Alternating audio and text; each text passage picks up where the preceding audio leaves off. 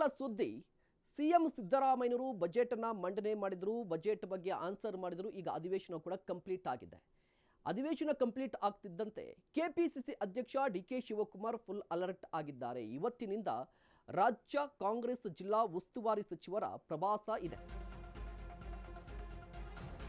Budget ಅಧಿವೇಶನ ಮುಕ್ತಾಯವಾಗ್ತಿದ್ದಂತೆ DK Shivakumar full alert ಆಗಿದ್ದಾರೆ. ಇಂದಿನಿಂದ ಕಾಂಗ್ರೆಸ್ ಜಿಲ್ಲಾ ಉಸ್ತುವಾರಿ ಸಚಿವರ ಪ್ರವಾಸವಿದೆ. ಪ್ರವಾಸದ ಸಂದರ್ಭದಲ್ಲಿ ಕಾರ್ಯಕರ್ತರ ಜೊತೆ ಮಿನಿಸ್ಟರ್ಸ್ ಮೀಟಿಂಗ್ ಮಾಡ್ತಾರೆ.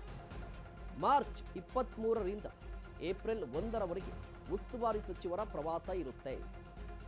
ರಾಜ್ಯ ಸರ್ಕಾರದ ನಡೆ ಕಾರ್ಯಕರ್ತರ ಕಡೆ ಘೋಷಣೆಯೊಂದಿಗೆ ಈ ಪ್ರವಾಸ ಇರುತ್ತೆ.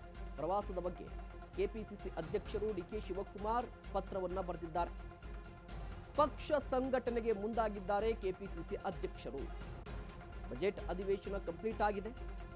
ಈಗ ಕಂಪ್ಲೀಟ್ ಆಗಿ ಸಚಿವರು ಜಿಲ್ಲೆಗಳ ಕಡೆ ಹೋಗಬೇಕು. ಜಿಲ್ಲಾ ಉಸ್ತುವಾರಿಗಳು ಜಿಲ್ಲೆಗಳ ಕಡೆ ಹೋಗಬೇಕು, ಕಾರ್ಯಕರ್ತರನ್ನ ಮಾತನಾಡಬೇಕು. ಮಾರ್ಚ್ 23ರಿಂದ 1ನೇ ತಾರೀಕುವರೆಗೆ ಸರ್ಕಾರದ ನಡೆ ಕಾರ್ಯಕರ್ತರ ಕಡೆ ಈ ಘೋಷಣೆಯೊಂದಿಗೆ ಪ್ರವಾಸ ಆರಂಭವಾಗುತ್ತೆ. ಇದರ ಬಗ್ಗೆ ಕೆಪಿಸಿಸಿ ಅಧ್ಯಕ್ಷರು ಡಿಕೆ ಶಿವಕುಮಾರ್ ಪತ್ರವನ್ನ ಬರೆದಿದ್ದಾರೆ. ಗಮನಿಸ್ತಾ ಇರಬಹುದು, ಕರ್ನಾಟಕ ಪ್ರದೇಶ ಕಾಂಗ್ರೆಸ್ ಸಮಿತಿ ಅಧ್ಯಕ್ಷರು ಡಿಕೆ ಶಿವಕುಮಾರ್ ಪತ್ರವನ್ನ ಬರೆದಿರುವಂಥದ್ದು.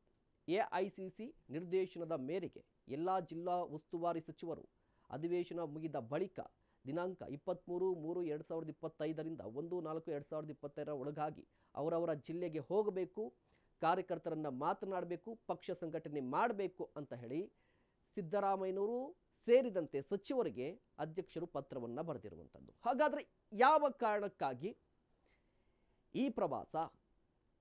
ಅಧ್ಯಕ್ಷರು ಪತ್ರವನ್ನು ಬರೆದಿದ್ಯಾಕೆ?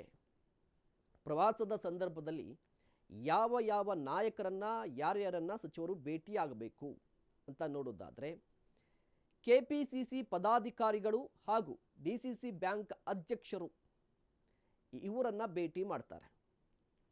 ಮೊದಲನೇದಾಗಿ ನೆಕ್ಸ್ಟ್ ಲೋಕಲ್ ಬಾಡಿ ಎಲೆಕ್ಷನ್ಸ್ ಇದೆ, ಸ್ಥಳೀಯ ಚುನಾವಣೆಗಳಿದೆ. ಹೀಗಾಗಿ ಪಕ್ಷ ಸಂಘಟನೆ ಮಾಡಬೇಕಿದೆ.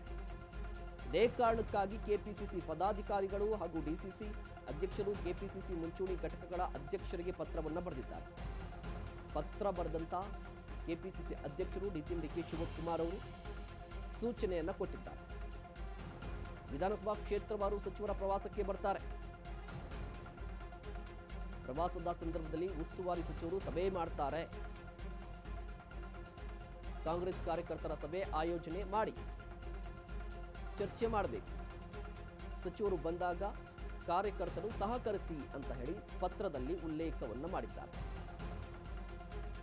ಕೆಪಿಸಿಸಿ ಅಧ್ಯಕ್ಷರು ಪತ್ರವನ್ನು ಬರೆದಿದ್ದಾರೆ. ಪದಾಧಿಕಾರಿಗಳಿಗೆ, ಡಿಸಿಸಿ ಅಧ್ಯಕ್ಷರಿಗೆ, ಜೊತೆಗೆ ಮುಂಚೂಣಿ ಘಟಕಗಳು, ಜಾತಿವಾರು ಘಟಕಗಳಿಗೆ ಅಧ್ಯಕ್ಷರಿಗೆ ಪತ್ರವನ್ನು ಬರೆದಿದ್ದಾರೆ. ಆ ಪತ್ರದಲ್ಲಿ ಏನಿದೆ ಅಂತ ಹೇಳಿದ್ರೆ, ಜಿಲ್ಲಾ ಉಸ್ತುವಾರಿ ಸಚಿವರು ವಿಧಾನಸಭಾ ಕ್ಷೇತ್ರವಾರು ಪ್ರವಾಸ ಬರ್ತಾರೆ. ಈ ಸಂದರ್ಭದಲ್ಲಿ ಕಾರ್ಯಕರ್ತರ ಸಭೆಯನ್ನು ಮಾಡ್ತಾರೆ. ಈ ಸಭೆಗೆ ಏನೆಲ್ಲ ಬೇಕು, ಕಾರ್ಯಕರ್ತರನ್ನು ಕರೆತರುವಂಥದ್ದು ಎಲ್ಲವನ್ನ ಕೂಡ ರೆಡಿ ಮಾಡಿಕೊಡಿ, ಸಿದ್ಧತೆ ಮಾಡಿಕೊಡಿ ಅಂತ ಹೇಳಿ ಪತ್ರವನ್ನು ಬರೆದಿರುವಂಥದ್ದು.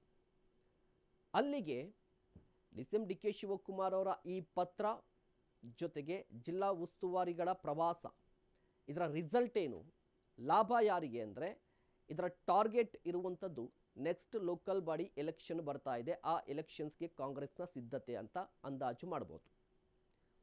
ಜಿಲ್ಲಾ ಉಸ್ತುವಾರಿಗಳು ಬರ್ತಾರೆ, ಕಾರ್ಯಕರ್ತರ ಜೊತೆ ಮಾತುಕತೆ ನಡೆಸ್ತಾರೆ ಅಂತ ಹೇಳಿದ್ರೆ, ಮೊದಲು ಕಾರ್ಯಕರ್ತರ ಸಮಸ್ಯೆಗಳು ಏನಿದೆ ಅನ್ನೋದ್ರ ಬಗ್ಗೆ ಚರ್ಚೆ ನಡೆಸ್ತಾರೆ.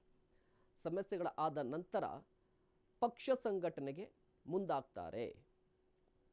ಆ ಮೂಲಕ ನೆಕ್ಸ್ಟ್ ಬರುವಂತಹ ಸ್ಥಳೀಯ ಚುನಾವಣೆಗಳು, ತಾಲೂಕು ಪಂಚಾಯಿತಿ, ಜಿಲ್ಲಾ ಪಂಚಾಯಿತಿ, ಈ ಎಲೆಕ್ಷನ್ಸ್ಗೆ ಸಂಘಟನೆ ಮಾಡಬೇಕಾಗಿದೆ.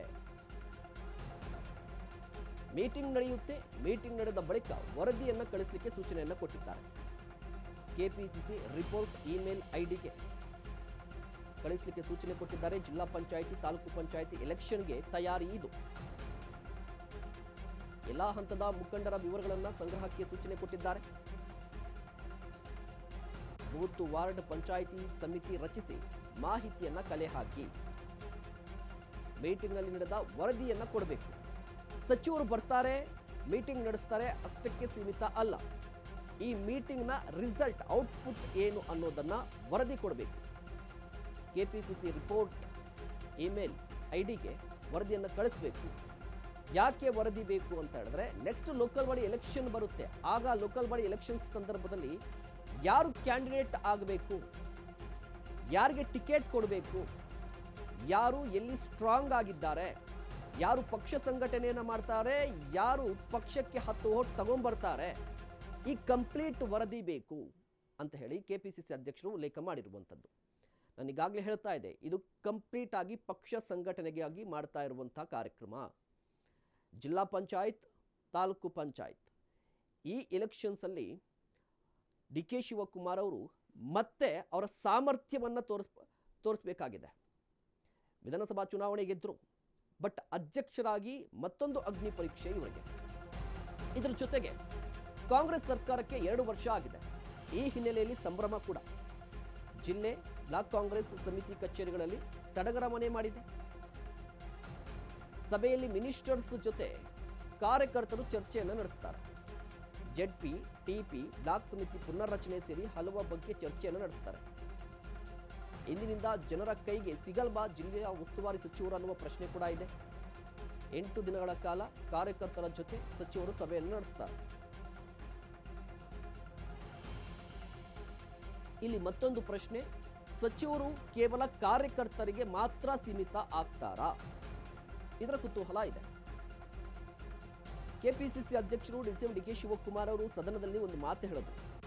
ಈ ಗ್ಯಾರಂಟಿ ಅನುಷ್ಠಾನ ಸಮಿತಿಗೆ ಸಂಬಂಧಪಟ್ಟಂತೆ ಕಾರ್ಯಕರ್ತರನ್ನ ನೇಮಕ ಮಾಡುವ ವಿಚಾರಕ್ಕೆ ಸಂಬಂಧಪಟ್ಟಂತೆ ಕಾರ್ಯಕರ್ತರು ಪಕ್ಷವನ್ನು ಅಧಿಕಾರಕ್ಕೆ ತಂದಿದ್ದಾರೆ, ಹೀಗಾಗಿ ಅವರಿಗೆ ನಾವು ಪೇ ಬ್ಯಾಕ್ ಮಾಡ್ತಾ ಇದ್ದೀವಿ ಅಂತ ಹೇಳಿ ಈಗ ಜಿಲ್ಲಾ ಉಸ್ತುವಾರಿ ಸಚಿವರು ಕಾರ್ಯಕರ್ತರ ಸಭೆ ನಡೆಸಬೇಕು ಅಂತ ಹೇಳಿದ್ರೆ ಕಂಪ್ಲೀಟ್ ಒಂದು 8 ದಿನ ಬರೀ ಕಾರ್ಯಕರ್ತರ ಸಭೆಯನ್ನು ನಡೆಸ್ತಾರೆ. ಹಾಗಾದ್ರೆ ಈ 8 ದಿನಗಳ ಕಾಲ ಜನರಿಗೆ ಸಿಗೋದಿಲ್ವಾ?